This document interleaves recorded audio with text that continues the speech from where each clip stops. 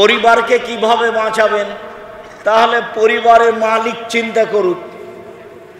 তা আগে পরিবারের মালিক নিয়ে দুই তিনটা কথা বলি। তার এইটা হলো প্রথম, যে বাপ তার স্ত্রী তার ছেলে মেয়েকে দেখবে। কিভাবে দেখবে ছোট্ট করে বলি। আবু সাইদ খুদরি রাদিয়াল্লাহু তাআলা আনহু বলেন, রাসূল সাল্লাল্লাহু আলাইহি সাল্লাম বলেছেন, মালা ওয়ালাদালাহু ওয়ালাদুন ফালিহিসান ইসমাহু, কারো যদি একটা ছেলে জন্ম নেয় তাহলে বাপে যেন সুন্দর নাম রাখে। 7 দিনের দিন আকিকা দিয়ে নাম রাখতে হবে। 7 দিনের আগেও আকিকা চলে না, 7 দিনের পরেও চলে না, 14 দিনে চলে না, 21 দিনে চলে না, উট দিয়ে চলে না, গরু দিয়ে চলে না, মহিষ দিয়ে চলে না, শুধু চলে ছাগল ছাগি, ভেড়া ভেড়ি, দুম্বা দুম্বি, এই 3 শ্রেণীর 6টা দিয়ে চলে, 7ম দিনেই চলে। তো বাপ কিভাবে পরিবারকে জাহান্নাম থেকে বাঁচাবে? জন্মের 7ম দিনে। আর জন্ম হওয়ার সাথে সাথে চাঁপাইনবাবগঞ্জের নীতি বাতিল, সারা গ্রামের মহিলারা ওই বাড়িতে যাচ্ছে। কি যে ঢং পেয়েছে। এও আবার তাহাজ্জুদ পড়ে, যে বাড়িতে যাচ্ছে সে আবার তাহাজ্জুদ পড়ে, আজীব তাহাজ্জুদ, অবাক হতে হয়। তো সেখানে গুরুত্বপূর্ণ জানাশোনা একজন মহিলা থাকতে পারে, তার সহযোগিতায় না আরো একজন থাকলো, সারা গ্রামের মহিলা সেই বাচ্চা প্রসব হচ্ছে ওখানে থাকবে, তা তো হতে পারে না। এইটা নয়, জন্মের পরে 7 দিন যাবৎ মহিলাকে ময়লাযুক্ত কাপড় গায়ে দিয়ে বসে থাকতে হবে আর ঘরে ধোঁয়া দিতে হবে। এগুলো সব চাঁপাইনবাবগঞ্জের নোংরা নীতি। বাচ্চা প্রসব হয়েছে, গরম পানিতে গোসল করে তাজা দামি শাড়ি পরে ঘুরে বেড়াবে, ধনী ঘরের মেয়ে। আবার কি এগুলো, কি আবার ঢং? 7 দিন যাবৎ এগুলো কি? সারাদিন মহিলাকে ওই ঘরে বসে থাকতে, ওইটা না আতর ঘর, কিসের ঘর গো? ওগুলো একটাও চলবে না। 7ম দিনের দিন নাম রাখতে হবে, মাথা নেড়ে করতে হবে, ডাক্তার যা বলেছে বলেছে। 7ম দিনের দিন বাচ্চার নাম রাখতে হবে, ছাগল জবে করতে হবে। ছাগল আধা মরা হোক, না হলে মোটা হোক আর তাজা হোক, যাই হোক না কেন, সব শর্ত কুরবানিতে। কুরবানি মানে মোটা তাজা, কুরবানি মানে দাঁত, কুরবানি মানে ঝকঝকে, কুরবানি মানে কান কাটা চলে না, কুরবানি মানে নাক কাটা চলে না, কুরবানি মানে সিং ভাঙা চলে না, কুরবানি মানে ভাগে চলে না, কুরবানি মানে এই, কুরবানি মানে সেই, নানান সুবিধার দিকে লক্ষ্য করে হলো কুরবানি। আর আকিকা 7 দিনের দিন করতে হবে। একটা ছাগল খালি মরতে বাকি আছে, জবে করেছে, সমস্যা নেই। এটা হলো বাপের জিম্মেদারি, এখানে নেকি হিসাব নেই। আর ওটা হলো নেকির কাজ। বড় বড় নেকি হয় যেসব কাজে, তার একটা বড় নেকির কাজ হলো কুরবানি। ভাগে কুরবানি করে গোশত নিয়ে গন্ডগোল করলে হবে? ওই পাতা ছিঁড়ে দিবেন, ওটা নয়। টাকা বেশি আছে, উট কুরবানি করবেন রাজস্থান থেকে নিয়ে এসে। যদি না হয় তাহলে গরু ষাঁড়, যদি না হয় তাহলে খাসি, যদি না হয় তাহলে ছাগি, যদি না হয় তাহলে ভেড়া, ভেড়ি সবচেয়ে কম দাম। সিরিয়ালে চলে আসবেন আল্লাহকে সন্তুষ্ট করার জন্য। 7ম দিনে মাথা নেড়ে করতে হবে, চুল সম পরিমাণ চাঁদি হিসাব করে ফকির মিসকিনকে দিয়ে দিতে হবে। 7ম দিনে নাম রাখতে হবে, এটা হলো বাপের জিম্মেদারি। আর নাম রাখতে হবে নবীদের নাম, নাম রাখতে হবে গুণবাচক নাম, 99টা নাম যেটা আছে, আব্দুল্লাহ, আব্দুর রহমান, আব্দুল সাত্তার, আব্দুল জব্বার, এগুলো, এইসব টুনু আর লিটন, এগুলো থেকে ফিরে আসতে হবে। আর বাপ মাকে একটু সভ্য হতে হবে। ওরা নাকি মাস্টার ডিগ্রি পাস, স্বামী স্ত্রী, একজন নাকি কলেজের প্রিন্সিপাল আর একজন নাকি স্কুলের হেডমাস্টার, ব্যাটার নাম লিটন। কিভাবে হয় এগুলো আমার বুঝে আসে না। শিক্ষিত মানুষ শিক্ষার পরিচয় দিতে হবে, না হলে স্কুলে ইটের খাম্বা তৈরি করার মতোই হবে, নয় রবি ঠাকুরের গান বলাই হবে। রবি ঠাকুর বললো, ওমা তোমার আকাশ তোমার বাতাস। এখন বাংলাদেশের সব ছেলে মেয়ে বলছে, ও কালিমা তোমার আকাশ তোমার বাতাস। কালিমার বাপের আকাশ? আমি কোনোদিন বলিনি, সরিষা সম পরিমাণ একে আমি আশ্রয় দিই। যখন আমাকে সিলেট কোর্টে জিজ্ঞাসা করলো, সিলেট কোর্টে মামলা করা হয়েছিল ঠাকুরের আমি নিন্দা করেছি সেই জন্য। আর সিলেট সুনামগঞ্জ কোর্টে, সিলেটে ছিল 5,000 কোটি টাকার, আর সুনামগঞ্জ কোর্টে ছিল 1,000 কোটি টাকা। কি হয়েছে? তা আমি ঠাকুরের নিন্দা করেছি। কি নিন্দা করেছি? ঠাকুর বলেছে ওমা তোমার আকাশ তোমার বাতাস। আমি বলেছি ঠাকুর ভুল বলেছে, কালী মায়ের বাপের আকাশ, আল্লাহর আকাশ। আমি নাকি কবি নজরুল ইসলামের দুর্নাম বদনাম করেছি। কবি নজরুল ইসলাম বলেছেন মসজিদের পাশে কবর দিও ভাই, তাহলে এই গুনাহগার গোর আজাব হতে পাইবে রেহাই। তো মসজিদের পাশে যদি কবর হয় তাহলে আজান শুনতে পাবে কবর থেকে, আর কবরে শাস্তি হবে না। তাহলে তো সব ধনী মানুষই টাকা পয়সার ছেলেরাকে বলবে যে বেটা একটা মসজিদ করে আমার কবরটা মসজিদের পাশে দিও। তো এখন নিন্দা হয়েছে, তো মামলা হয়েছে, তো আমি এখন উঠেছি। তো জজ বলছে আপনি কি পিস টিভির আলোচক? বলে জি। তা আমাকে বলছে আপনার মামলাটা খারিজ করে দিলাম প্রথম দিন। আর যখন সুনামগঞ্জ কোর্টে উঠলাম তখন জজ আমাকে বলছে এইভাবে মামলার নথিটা এইভাবে রেখে দে। বলছে যে মামলা নিয়ে আপনার সাথে আমার কোনো কথা নেই, আপনার সাথে আমার এমনি কিছু কথা আছে। যে এজলাসে একজন হাকিম এইভাবে বলতে লাগলো 14-15 মিনিট এক টানা। তা আমাকে উকিল বলেছে যাই বলুক আপনি মুখ খুলবেন না, এরা কিন্তু হাকিম। আমাদের দেশের ভাষায় বলে যে হুকুম হাকিম নড়ে তো হুকুম নড়ে না, যেটা বলবে ফলাফল সেটাই হবে, কাজে আপনি মুখ খুলিয়েন না, আপনার কথা তো প্রতিদিনই শুনি, আজকে আমার কথা শুনবেন। ঠিক আছে, তাই হলো। তো যেটা বলছিলাম সেটা হলো এই যে সপ্তম দিনে ছেলের নাম রাখতে হবে, আকিকা দিয়ে রাখতেই হবে, জরুরি। এটা হলো বাপের জিম্মেদারি। ফায়জা বালাগা, ছেলে মেয়ে যখন বড় হয়ে যাবে ফালি যাবে যে ছেলের বিবাহ দিয়ে দিতে হবে। ছেলে বলছে যে আমার বাপ বিবাহ দিতে চায় না, ছেলের বয়স 25-30 হয়ে গেছে, এখনো ইনকাম করে না, সেই জন্য বিবাহ দিতে চাচ্ছে না। আল্লাহর নবী বলছেন বিবাহ করো, টাকা বেশি হয়ে যাবে। বিবাহ করলে বরকত হয়, টাকা বেশি হয়। তো কোন কালে চাকরি হবে, কোন কালে বিবাহ করবে এই বুদ্ধি নেই। ছেলে মেয়ে বড় হলে বিবাহ দিয়ে দিতে হবে, এটাই হিসাব বাপ মাকে। ফায়জা বালাগাওলা মিজাবে জহু, ছেলে মেয়ে যদি বড় হয় বিবাহ না দিয়ে দেয়, ফাইন আসাবা ইসমান, ছেলে মেয়ে যদি কোনো পাপ করে ফাইন নাম ইসমহল আবিহে, সেই পাপ তার বাপের উপরে হবে। কত দিকের আপনি পাপ নেবেন? এমনি তো 5 ওয়াক্ত সালাত আদায় করে না, সেদিক গেছে। দোকানে বসে আড্ডা পিটেন, সেটাও গেল। ছেলে মেয়ে এভাবে ঘুরে বেড়াচ্ছে পড়ার নাম দিয়ে, সে কোন দিক দিয়ে আপনি জান্নাতে যেতে চাচ্ছেন? আপনাকে তো মনে হচ্ছে যে নৌকা আপনার একবারে সাগরে ডুবে গেছে। আপনার অবস্থা কেন এরকম? আপনি একটু শরমবোধ করেন না কেন?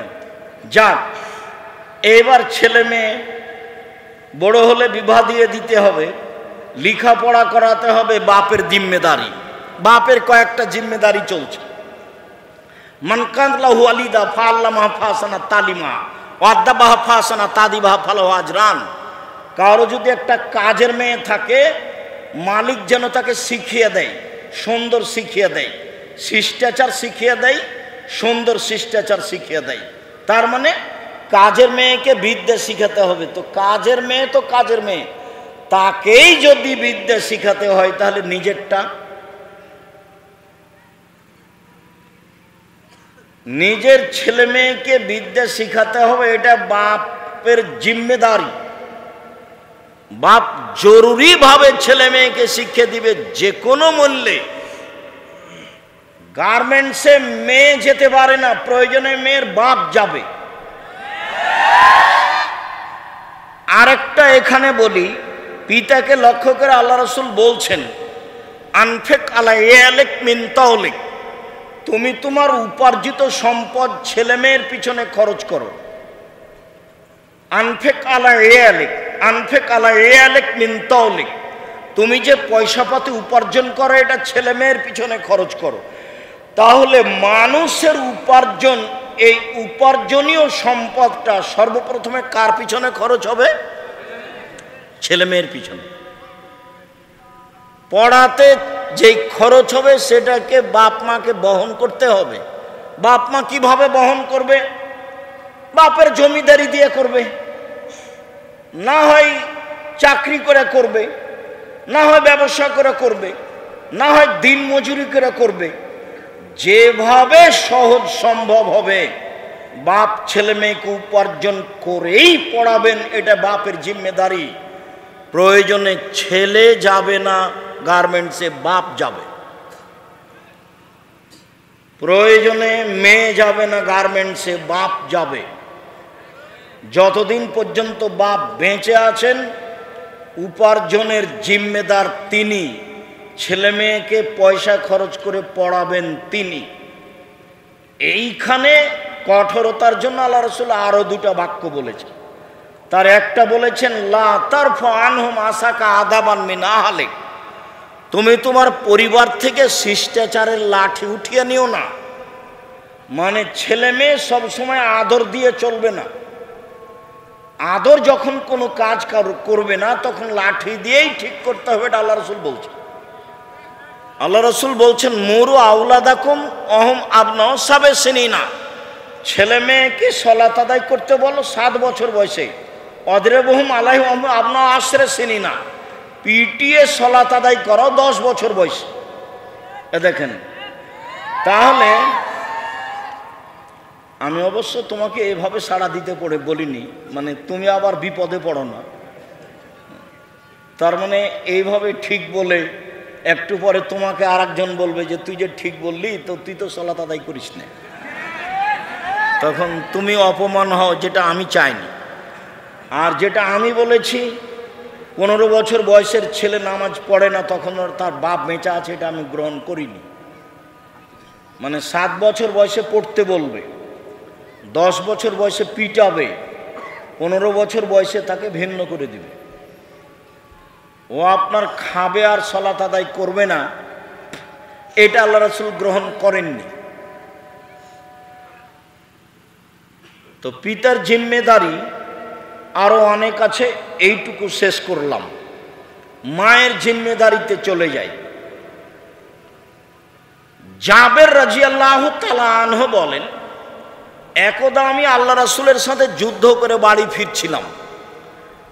যখন মদিনার কাছাকাছি, তখন আল্লাহ রাসূল বলেন, এই সবাই এখানে থামো, বসো। আমি তখন বললাম, আল্লাহর নবী, আমি নতুন বিবাহ করেছি, আমাকে বাড়ি যেতে অনুমতি দেন। তো আল্লাহ রাসূল বললেন, তুমি বিবাহ করেছো, কুমারী না তালাক প্রাপ্তা? তো জাবের বললেন, আমি তালাক প্রাপ্তা মেয়ে বিবাহ করেছি। তাহলে তুমি কুমারী মেয়ে বিবাহ করলে না কেন? তো জাবের বলছেন যে আমি বললাম, আল্লাহর নবী, আমার বাপ উহুদের যুদ্ধে মারা গেছেন 9 জন মেয়ে রেখে, আক্রাহ আন উযাব্বিজা মিসলাহুন্না, আমি তাদের মতোই সমবয়সের, আর এক জায়গাতে এসেছে বুখারীতে খারকা, তাদের মতোই কম বয়সের বোকা একটা মেয়ে পরিবারে নিয়ে আসবে, এটা আমি চাইনি। আমি আমার বোনদের সমবয়সের মেয়ে আমি বিবাহ করতে চাইনি 4টা কারণে। 1, লেতুয়াল্লিমাহুন্না, আমার স্ত্রী যেন আমার বোনদেরকে বিদ্যা শিখাতে পারে, এই জন্য তালাক প্রাপ্তা মেয়ে বিবাহ করেছি। অতুয়াদ্দেবাহুন্না, আমার স্ত্রী যেন আমার বোনদের শিষ্টাচার দিতে পারে, এই জন্য আমি তালাক প্রাপ্তা মেয়ে বিবাহ করেছি। অতুরাজ্জেলাহুন্না, আমার স্ত্রী যেন আমার বোনদের মাথার চুল চিরনি করে সাজগোজ করে রাখতে পারে, এই জন্য আমি তালাক প্রাপ্তা বুদ্ধিমতী হুঁশিয়ার চলমান মোতাজাররাব তাজরবাকার চিন্তা ভাবনা করা শক্তিশালী অভিজ্ঞপূর্ণ আমি মহিলা বিবাহ করেছি। অতাকুম আলাইহিন্না, যে কোনো সময় আমার স্ত্রী যেন আমার বোনদের উপরে পাহারা দিতে পারে। তাহলে মা এক, ছেলে মেয়েকে বিদ্যা শিখাবে, ছেলে মেয়েকে বিদ্যা শিখাবে। আব্দুর রাজ্জাক সাহেব মাই তো কিছু জানেন, তো যার মা কিছু জানে না, আমার মা তার মধ্যে একজন। আমার মা অক্ষরই চিনতেন না, আমার মা অক্ষর চিনতেন না, আরবি অক্ষর কোনো রকম করে চিনলেও মিলিয়ে পড়তে পারতেন না, আর বাংলা অক্ষরই চিনতেন না।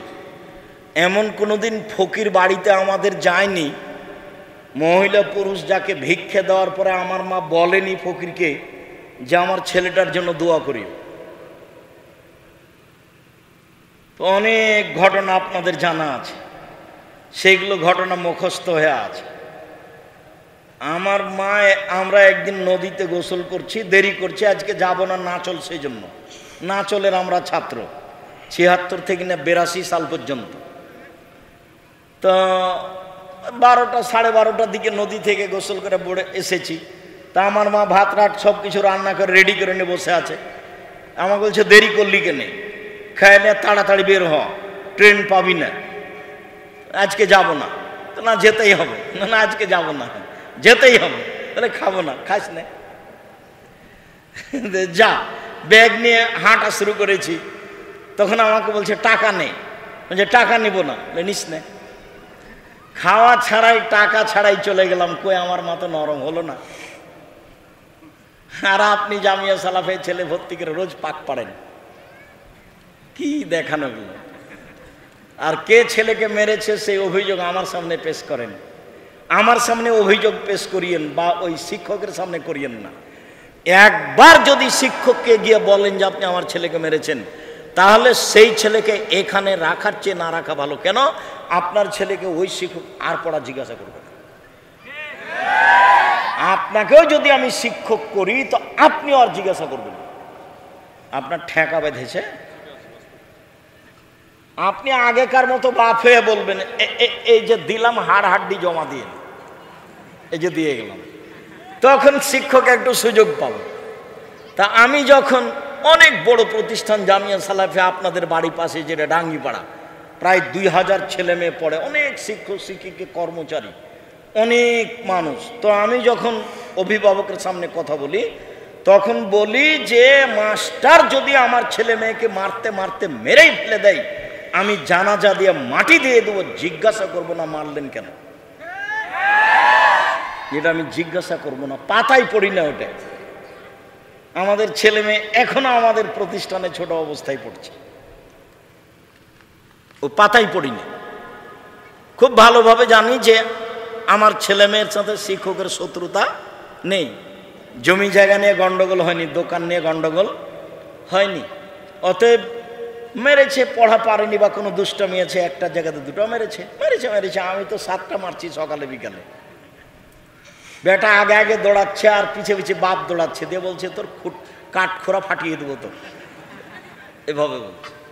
আর শিক্ষক মেরেছে, সে দুনিয়ার পেঁচাল পাচ্ছে, ও বাপই নয়। আমি ওটাকে বলেছি যে এরকম গার্জেনের ছেলে পড়াবো না, বাপকে জরিপ করব আগে। দেশ বিদেশের সর্বোচ্চ মানের শিক্ষক জামিয়া সালাফে ডাঙ্গিপাড়া রাজশাহীতে লক্ষ লক্ষ টাকা খরচ করছি। ৩২ লক্ষ টাকা মাসে বেতন লাগে, ৩২ লক্ষ এক মাসে বেতন লাগে। ৩০০ জন শিক্ষক শিক্ষিকা। আর আপনার ছেলে পড়বে না, আপনি আমাকে একটা বলে নিয়ে চলে আসবেন, এটা আমি চাইনি। সর্ববৃহৎ প্রতিষ্ঠান আয়তনে, সর্ববৃহৎ শিক্ষা মানে, সর্ববৃহৎ শিক্ষক গুণে জামিয়া সালাফিয়া। আমি বলে গেলাম, কালকে আপনি পরীক্ষা করবেন। জীবন বাজি রেখে চেষ্টা চালাচ্ছি, আর আপনি চট করে একটা কথা বলবেন, সেটা আমার কাছে পছন্দ নয়। আর যারা দিনী বোনেরা, দিনী ভাইরা বলছে আব্দুর রাজ্জাক সাহেব আসছেন, মানে এটা আর তাফসির মাহফিল নয়।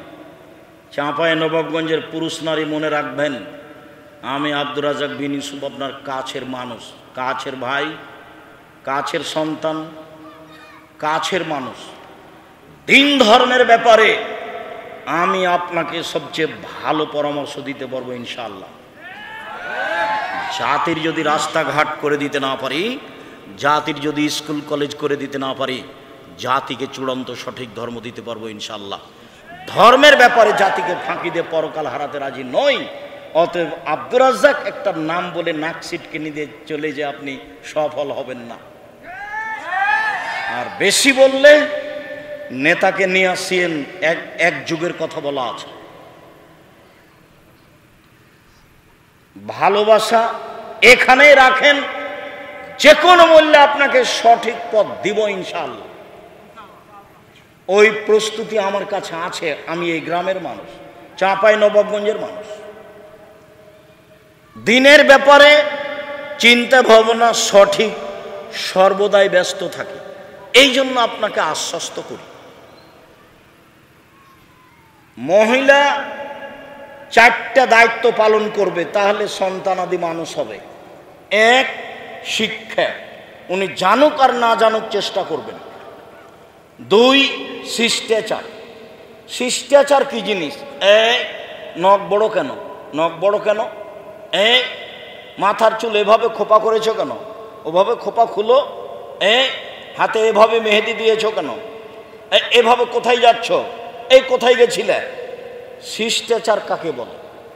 ওই বাড়িতে বিবাহ লেগেছে, থুবড়া ওখানে যাওয়া হবে না, ওখানে মানুষজন আছে যাওয়া হবে না। শিষ্টাচার। শিষ্টাচার বলতে অন্তত ও যেটুকু বুঝে সেটুকু চেষ্টা করবে। সালাম দিয়ে বাড়িতে ঢুকতে হবে, সালাম দিয়ে বাড়ি থেকে বের হতে হবে, কাপড় মাথায় দিয়ে বাড়ি দিয়ে বের হতে হবে। মেয়ে মানুষ মানে পায়জামা পরবে, জাঙ্ঘিয়ে হাফ প্যান্ট নয়। যেদিন হাঁটতে পারে সেদিন থেকে মেয়েটা পায়জামা পরবে, সেদিন থেকে মাথায় একটা স্কার্ফ দিয়ে চলবে। ছোট থেকেই তাকে ধর্মীয় লেবাসে গড়ে তুলতে হবে, নম্র ভদ্র করার প্রাণপণে চেষ্টা করতে হবে। মা হিসেবে শিক্ষা ও শিষ্টাচারে সরিষা সম পরিমাণ পিছে উঠতে পাবে না। ওই যদি উলাডঙ্গির মতো এইদিকে হাঁটে একবার, ওইদিকে হাঁটে একবার, একবার ইস্টা জালসা দেখে, তো তার মেয়ে কি শিখবে? এগুলো দিয়ে একটা পরিবার গড়া যাবে না। মাকে আগে সুন্দর সংশোধন হতে হবে, তাহলে পরিবার সুন্দর হবে। 1, শিক্ষা। 2, শিষ্টাচার। 3, চিরুনি মানে সাজগোজ করে রাখা। বাচ্চাকে পরিপাটি করে রাখতে হবে, এলোমেলো রাখা যাবে না।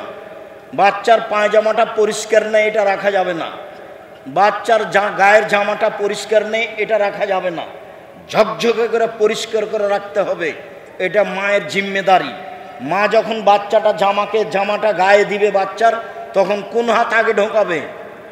ডান হাত আগে ঢোকাবে বিসমিল্লাহ বলে। জুতা পরানোর সময়তে মা কোনটা জুতা পরাবে? ডানটা। মা যখন খুলে নিবে তখন কোনটা খুলবে? বামটা। মা যখন শুইতে যাবে বিছানে, তখন দরজা বন্ধ করবে বিসমিল্লাহ বলে, জ্বালানা বন্ধ করবে বিসমিল্লাহ বলে। খাদ্যের পাতিল, তরকারির পাতিল, ভাতের পাতিল, আটার পাতিল সব ঢেকে রাখতে হবে। আল্লাহ রসুল বলছেন কতগুলি বালা মুসিবত রাতে চলে, সেইগুলো খোলা খাদ্যের উপর মধ্যে ঢুকে যায়। সেইগুলি যদি কেউ সকালে খায় তাহলে সে অসুস্থ হয়ে পড়বে। এটা আল্লাহ রসুল বলছেন, বুখারী মুসলিমের হাদিস। জরুরি বাতি ছাড়া, জরুরি বাল্ব ছাড়া সব অফ করে শুইতে হবে। টয়লেটে বাল্ব জ্বলছে, ওটা অফ করতে হবে। আগ্নেয় অপ্রয়োজনীয় বাল্ব আছে, সেটা অফ করতে হবে। ঘরে বাল্ব চলছে অপ্রয়োজনীয়, সেটা বাল্ব অফ করতে হবে। যেটা জরুরি খুব রাতেও লাগবে, সেটা ব্যতীত সব অফ করে ঘুমাতে হবে। অফ করার সময় বিসমিল্লাহ বলতে হবে। অতফেউ সারাজাক মজকুরুল্লাহ, বাতি অফ করো, বিসমিল্লাহ বলো। এখন মা যে কি দিয়ে বুঝলো শিষ্টাচার? মা তো কোনোদিন শিষ্টাচারের কথা তার মায়ের মুখে শুনিনি। এইভাবেই শ্বশুর বাড়ি এসেছে, 2 বছর 1 বছর পরে সন্তান হয়েছে, মায়ের কাছে লাহেরে গেছে, 6 মাস লাহেরে থেকেছে। 6 মাস লাহের খাওয়াই হিসাবে ওই পড়াই বাতিল। বউ নিয়ে এসেছো, বাড়িতে রাখবো। শ্বশুর বাড়ি যাবে, তুমিও যাও, সকালে যাবা, বিকালে ফিরে আসবা। শ্বশুর বাড়ি দূরে হলে আজ যাবে, কালকে চলে আসবে। আর যদি নিকটে হতো, সকালে যাওয়া, বিকালে ফিরে আসবা। শ্বশুর বাড়িতে বউ রাখার কোনো সুযোগ নেই। শ্বশুরের কাছে কোনো কিছু নিতে হবে না। ফার্নিচার হোক, খাটখাটলা হোক, চৌকি বাক্স হোক, নিয়ে থাকলে 24 ঘন্টার মধ্যে ফেরত দিবা। এই হিসাব নয়। কাপুরুষে বসবাস করিও না, দিন মজুরি করে খাও, সেটাই ভালো। এই ছেলে, মানুষের বাড়িতে কাজ করে খাওয়া ভালো, শ্বশুরের কাছে কিছু নিতে হবে না, এর নাম যৌতুক। টাকা পয়সা দিয়ে বিবাহ করতে হয়, টাকা পয়সা নিয়ে নয়। তাহলে চারটে জিনিস থাকলো, সাজগোজ করে মেয়ে রাখতে হবে। আর 4 নম্বরটা হলো পাহারাদার। আপনার স্ত্রী আপনার ছেলে মেয়ের উপরে কি পাহারাদার। শিক্ষা দিবে মা, শিষ্টাচার দিবে মা, সাজগোজ করে রাখবে মা, পাহারা দিবে মা। এতটি হলো মায়ের কাজ। হাদিস বুখারী মুসলিম। আপনি মহিলা মানুষ 2-1 আছেন, আপনার কথা একটু বলি। রাসূল সাল্লাল্লাহু আলাইহি সাল্লামকে হাকিম ইবনে মুয়াবিয়া আল কোশাইরি এসে বলছেন, মা হাক্কু জাওজাতিনা আলাইহি, আমাদের স্ত্রীরা আমাদের কাছে কি পায়, আমরা তাদের কি করতে পারি, কি হক রাখে। তখন আল্লাহ রাসূল বললেন, 1, এজা আতামতা আতাইমহা এজা তাইমতা, যখন খাবা তখন খাওয়াবা, যখন পড়বা তখন পড়াবা। ওলা তুকাব্বে, কটু কথা বলবো না। ওলা তাজরিবিল ওয়াজহা, মুখের ওপরে মারবা না। ওলা তাহাজুরু ইল্লা ফিল বাইতে, নিজের বাড়ি ছাড়া কোথাও যেতে দিবা না, কোথাও থাকতে দিবা না। শ্বশুর বাড়ি, খালার বাড়ি, নানির বাড়ি, সব বাড়ি নিষেধ। জরুরি প্রয়োজন ছাড়া আপনার স্ত্রী বাড়ির বাইরে যেতে পাবে না। 1, ভালো মানের আপনার ক্ষমতা অনুযায়ী খেতে দিবেন। 2, ভালো মানের আপনার ক্ষমতা অনুযায়ী কাপড় দিবেন। 3, গালি, অকথ্য ভাষা, কটু ভাষা বলা নিষেধ। এদিক দিয়ে তো আমাদের চাঁপাইনবাবগঞ্জের লোকজন অনেক পিছনে, একটুতে কম বেশি হলে গালি দিয়ে বসে, মুখ খারাপ করবেন না। 4, কোনো সময় যদি মারাই লাগে হালকা, মুখের উপরে মারবেন না। 5, যেতে দিবেন না। মহিলারা, আপনাদের একটা কথা বলে আজকের আলোচনা শেষ করি। আল্লাহ রাসূল বললেন যে মহিলারা যদি 4টা কাজ করতে পারে, জান্নাতের সব দরজা খোলা। 1, এই যে সালাত খামসাহা, যখন 5 ওয়াক্ত সালাত আদায় করতে পারবে। 2, সমাত শাহরাহা, রমজান মাসে সিয়াম পালন করবে। 3, আতাত বালাহা, স্বামীকে মেনে চলবে। কথা আপনার মুখস্থ আছে, একাধিক দিন শুনেছেন, এ কথাই ঠিক। এরপরেও আমি বলছি, আমল না করলে ভুল তো আপনার, মানতেই হবে। স্বামীকে মেনেই চলতে হবে, তিতা লাগলেও মিঠা লাগলেও। সংসার ভালো করে শান্তি তৃপ্তিতে চালাতে হলে স্বামীকে মেনেই চলতে হবে, আপত্তি ছাড়াই। আর অত অভিমান করা হবে না, এই দিলা না সেই দিলা না, কোনো অভিমান নেই। অভিমান হলেই শয়তান সুযোগ পাবে, তখন সংসারটার ক্ষতি হবে। অভিমান নেই, যা দিবা তাতে আমি খুশি, যেভাবে চালাবা পাপ না হলে সেভাবে চলতে আমি রাজি। আর শেষেরটা হলো 1, 5 ওয়াক্ত সালাত। 2, রমজান মাসে সিয়াম। 3, স্বামীকে মেনে চলা। 4, জেনায় লিপ্ত না হওয়া। এই 4টা কাজ যদি আপনার থাকে, জান্নাতের সব দরজা খোলা। যদি স্বামীর সাথে গন্ডগোল হয়ে থাকে, আজকে ঠিক করে নেন। যদি অশ্লীল কাজে লিপ্ত হয়ে থাকেন, আজকে রাতে উঠে 2 রাকাত সালাত আদায় করে কান্নাকাটি করে হাত তুলে আল্লাহকে বলেন, আল্লাহ মেনে নেওয়ার জন্য প্রতীক্ষমান আছেন। সম্মানিত দিনী ভাই বোন, পরিবারের উপরে আপনাকে সচেতন হওয়ার জন্য আন্তরিকভাবে অনুরোধ জানিয়ে বলছি, এই ছেলে, কথা বলার সময় কোনো কথা যখন সবাই মিলে বলে উঠো, তখন যেই কথাটা বলা হয় সেই কথাটার মান কমে যায়। যার কারণে মুখ বন্ধ করে গুরুত্বপূর্ণ কথা শুনতে থাকতে হবে শেষ পর্যন্ত, তাহলে কথার মান বজায় থাকবে। এটা মনে রাখিও। আপনাদেরও বলছি মুরব্বী, আর আমি দ্বিতীয় যেটা বলছি, জামিয়া সালাফিয়া চাঁপাইনবাবগঞ্জের মানুষের প্রতিষ্ঠান, সেটা আছে রাজশাহীতে থাক, সেটা দিনাজপুরে আছে থাক, সেটা বরিশালে আছে থাক, সেটা ঢাকায় আছে থাক, তবে জামিয়া সালাফিয়া আমাদের। আমাদের ছেলেমেয়েরা পড়বে, এটা আমার ঐকান্তিক আশা। ব্যয়বহুল পয়সা খরচ করে দেশ বিদেশের শিক্ষক দিয়ে জামিয়া সালাফিয়া চলে, আপনার ছেলে মেয়ে এখানে পড়বে, এটাই আমি দাবি রাখি। ডিসেম্বরে ফর্ম নেবেন, জানুয়ারির 1 তারিখ, 1 জানুয়ারি হলে ভর্তির তারিখ, সেদিন ছেলে মেয়ে নিয়ে যাবেন। থাকা খাওয়া সব মিলে, বেতন সেতন সব মিলে 3200 টাকা নেই, 200-100 টাকা বেশি হতে পারে সময়ের গতিতে। ভর্তি ফি তেমন কিছু বেশি নয়। একটা লোক প্রতিদিন 500 টাকা ইনকাম করলে 15,000 টাকা ইনকাম করবে মাসে। ছেলে মেয়েকে পড়াতে হবে, পয়সা খরচ করে, এটাই মাথায় থাকে যেন। দ্বিতীয় হলো এই যে হাত তুলে দোয়া করার ব্যাপারে অনেক দিন লড়াই করতে হয়েছে, এখন আর লাগে না। এরপরে আপনাকে আমি বলছি, হাত তুলেই দোয়া করতে হবে ব্যক্তিগতভাবে। হাত তুলে দোয়া করলে আল্লাহ যেভাবে শোনেন, অন্য পরিস্থিতিতে আল্লাহ সেভাবে শোনেন না। হাত তুলেই বলবেন, আগে প্রশংসা করবেন, তারপর দরুদ পড়বেন, তারপর নিজের কথা বলবেন কান্নাকাটি করে। এই জন্য দুয়ার বইটা নিয়ে যাবেন, থাকলে নিয়ে যে আরেকজনকে দিয়ে দিবেন, না হলে মসজিদে, যেসব মসজিদের শহরে পড়তে চায় না সেখানে দিয়ে দিবেন। দুয়ার বই ছাড়া কেউ যাবেন না। দ্বিতীয় হলো এই, অনেক দিন থেকে সাধ ছিল যে নামাজের সলাতের উপরে বই লিখব। তো আলহামদুলিল্লাহ আমি প্রাণপণে চেষ্টা করেছি সলাতের উপরে বই লেখা, ভালো মানের করা। আপনার বাড়িতে থাকবে, এটা আমি চাই। তারপরে সাধারণত যত বক্তব্য দিয়ে থাকি, প্রায় সব বক্তব্য উপদেশে আছে। আজকেরটা উপদেশে আছে। শেষ আলোচনাটা হলো আপনার পরিবার নিয়ে। উপদেশ বইয়ের শেষ আলোচনাটা সব হাদিস দেওয়া আছে, আপনি দেখেন। এছাড়া যদি আর কোনো বই থাকে, আদর্শ পরিবার বা কিছু, আর আবদুল্লাহর বই পড়ি আমি, আবদুল্লাহর বক্তব্য শুনি। আব্দুর রহিমের বক্তব্য সেদিন খুব একটা শুনিনি, আজকে প্রায় শুরু থেকে শেষ পর্যন্ত শুনছিলাম। তো গুরুত্বপূর্ণ কথাই ছিল। আমরা দোয়া করি আল্লাহ যেন তাদের খিদমত কবুল করেন, তাদের রুজিতে, তাদের ইলমে আল্লাহ বরকত দান করেন। আপনার ছেলে মেয়ের জন্য দোয়া করি আল্লাহ যেন আপনার ছেলে মেয়েকে এভাবে কবুল করে, তারা দেশ বিদেশ থেকে পড়ে আসছে, তারাকে যেন আল্লাহ কবুল করেন, তারা যেন জাতির কাছে গ্রহণীয় হয়, জাতি যেন তাদের কথাকে মূল্যায়ন করে, সামাজিকভাবে, শরীয়তগতভাবে। আল্লাহ তুমি এই ব্যবস্থা করো, আল্লাহুম্মা আমিন।